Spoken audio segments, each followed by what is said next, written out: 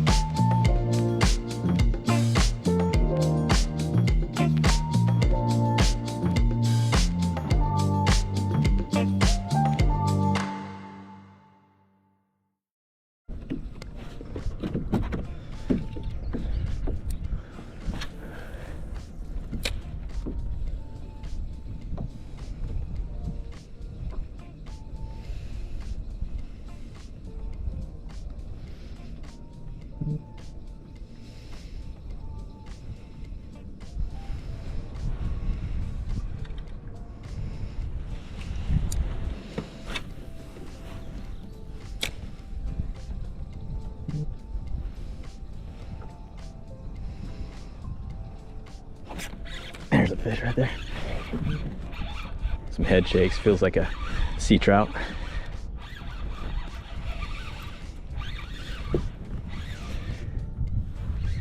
Sweet.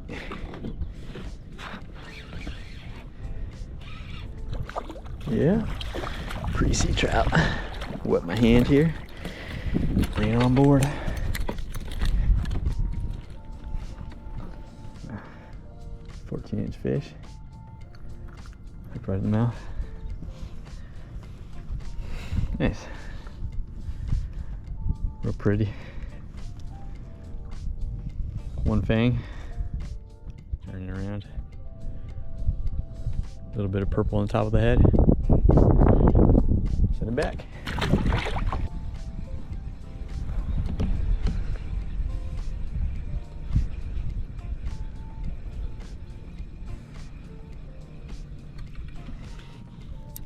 Oh, I got a redfish tail right there off those oysters. Just came up.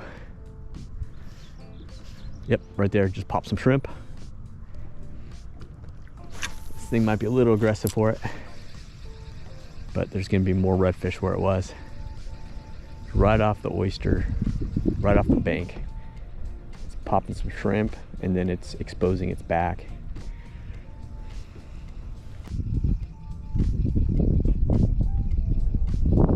There's a lot of shrimp popping right there at the point of these oysters. That tells me there's some game fish right there, some sort of predation going on.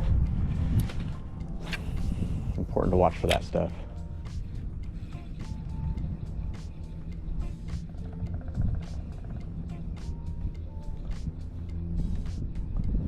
A lot of times if you don't see that kind of thing, you just might want to move on.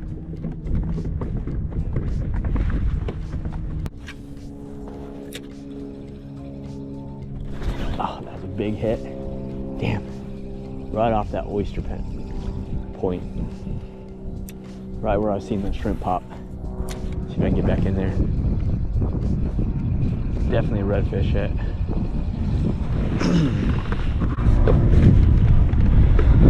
Damn. Okay, let's see if I can get in there again.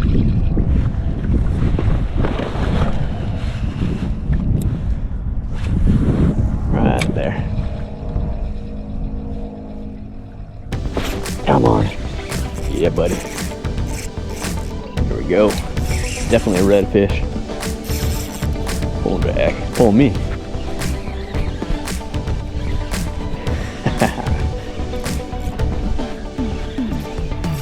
Oh yeah. Come this way, buddy.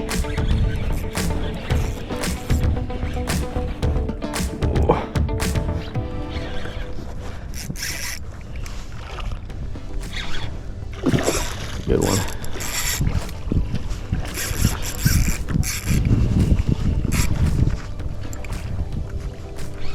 Right off that oyster tip where I saw him popping shrimp.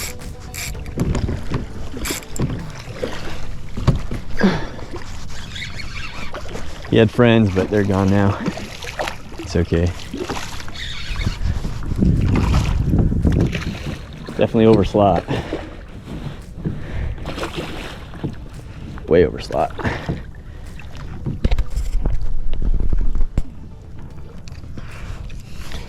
Bring him over.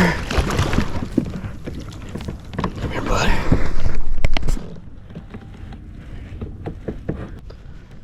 Beautiful fish.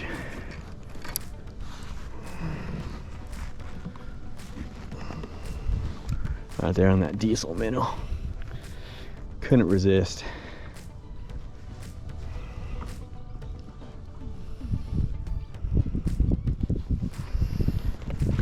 Awesome. Love it.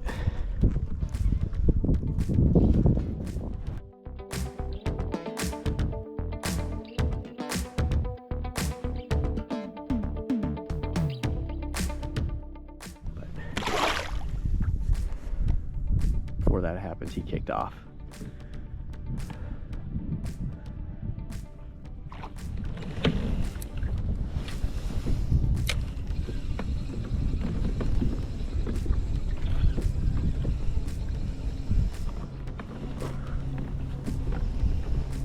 Something going on there. Out of that creek.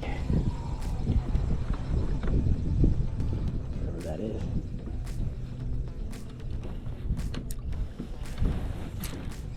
I'll see that, right?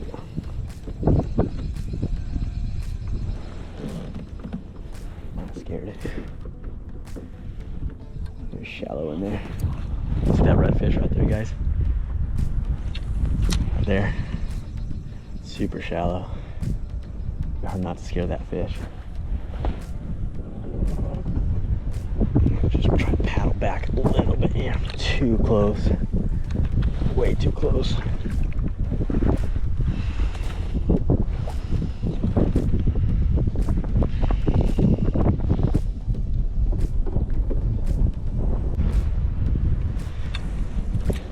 I'm just gonna cast a little bit right here at the mouth.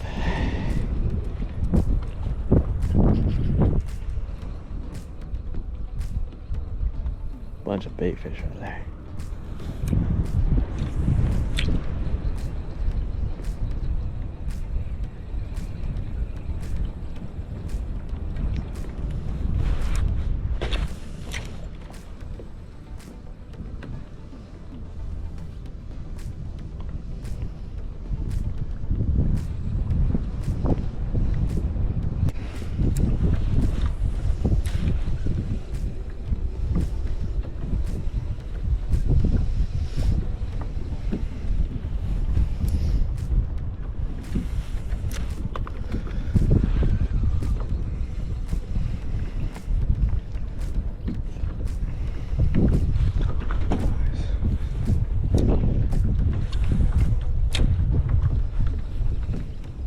So here I'm casting parallel to the bank. It gives me kind of the best chance in the zone, or longest time in the zone, because these redfish stay just a couple feet off, or a foot or so off the bank, as close to the bank as possible, especially as the tide's coming in and these fish are right on the grass line. So as I cast parallel to the bank, my lure's just, the entire time I'm reeling it in, it's right there on the bank. If I'm casting perpendicular to the bank, it's only there for the first foot or two.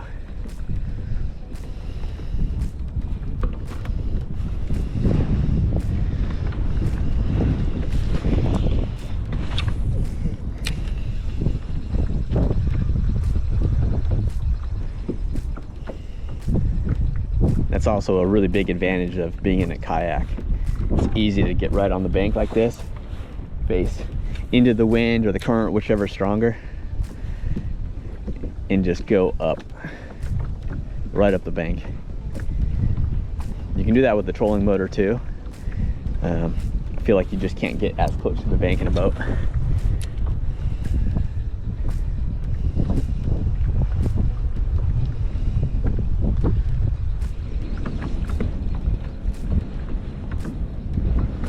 More oysters on this point.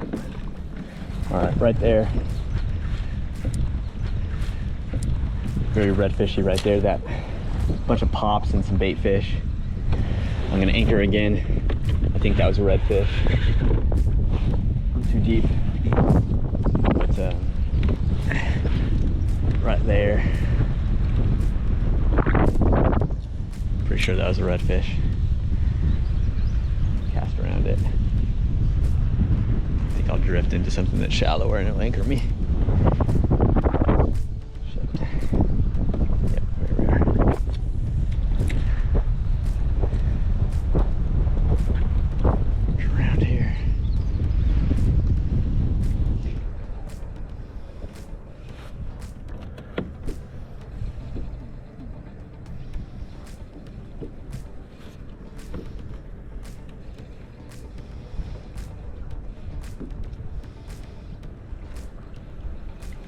Very trouty spot right here, the mouth entrance of this creek. There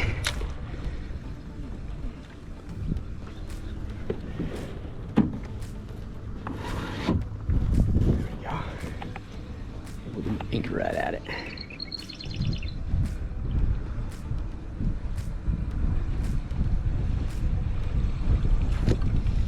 It's even better if you can get in it and then reel towards. Reel back.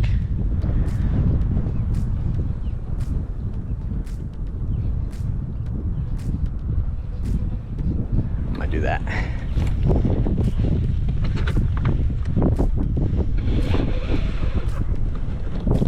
Looks a lot more natural if you can do that. I'll do a couple real quick casts up first.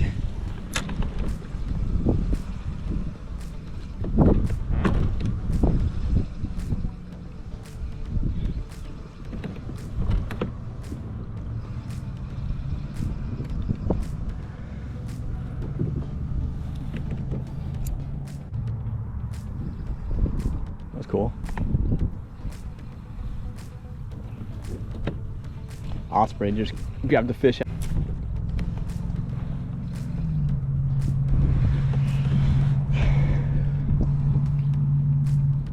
out there on the right when I talked about the osprey catching a fish. I think I caught a fish too. Wonder if he caught a trout out there.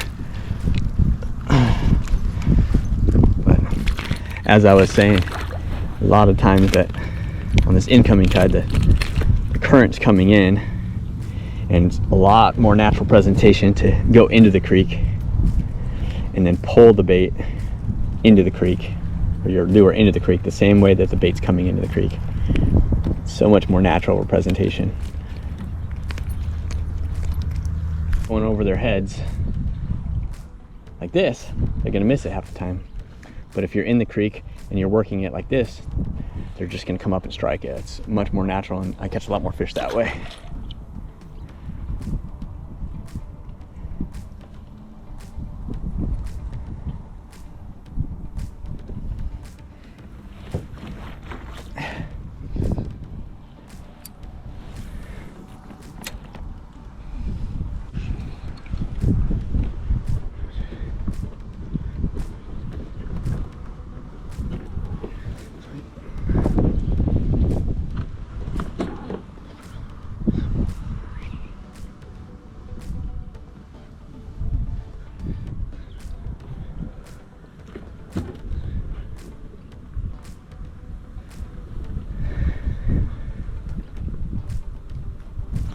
Go in the creek a little bit here and turn around and then cast out.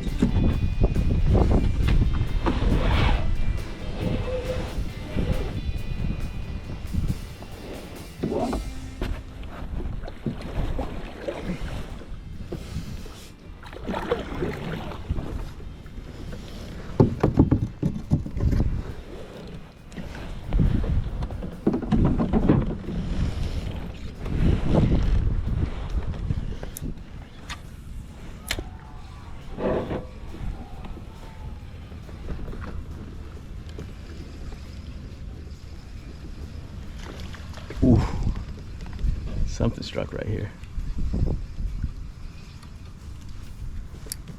Still lots of trout in the area, looks like.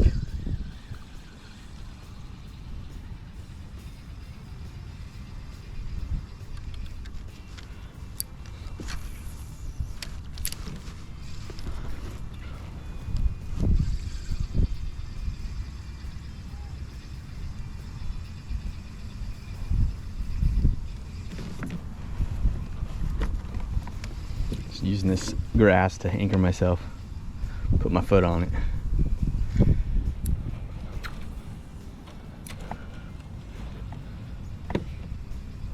Here I'm just reeling mid-column.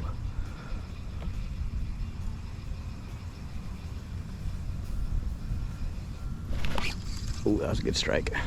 Right there, mid-column.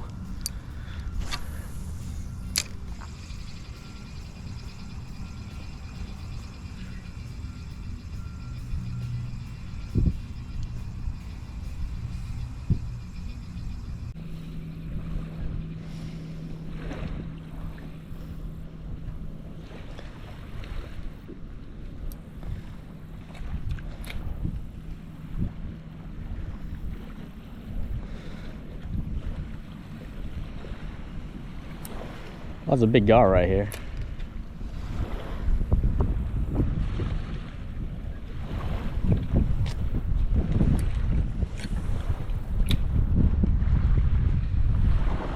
Seem to hang out in this little area.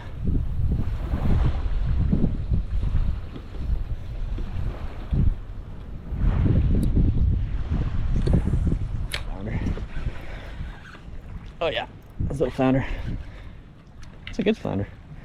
Good flounder. Nice. See if I can't bring that one in. That might be a keeper. Don't really want to lose that one. These things hook pretty well. See if I can't just boat flip it. Yep. Flounder on another diesel minnow. It's a decent flounder. Sweet. That completes my Inshore Slam. I might be coming home with me, I'm not gonna lie. So South Carolina just increased it to 16 inches. Looks like I'm there. Awesome. I'll have to make sure, but yep, right at 16. I'll get the hook out and confirm. Ugh.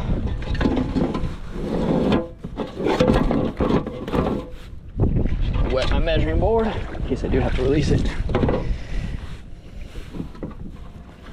Yep. Awesome. Awesome stuff. Just over 16. Really nice flounder.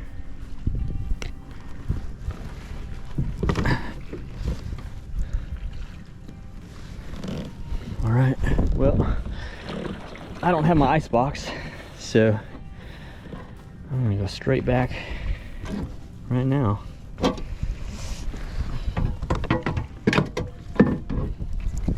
Call that one a day.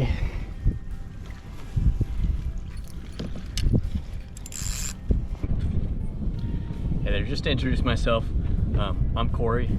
And what I did today is a little bit more of my bread and butter. I live here in Charleston and I fish a lot of salt water, and today I was able to go out and I was able to catch the Inshore Slam. I was able to start off with a redfish, and then I was able to catch a sea trout, a couple sea trout, and then finish off with a pretty nice flounder there, which was awesome.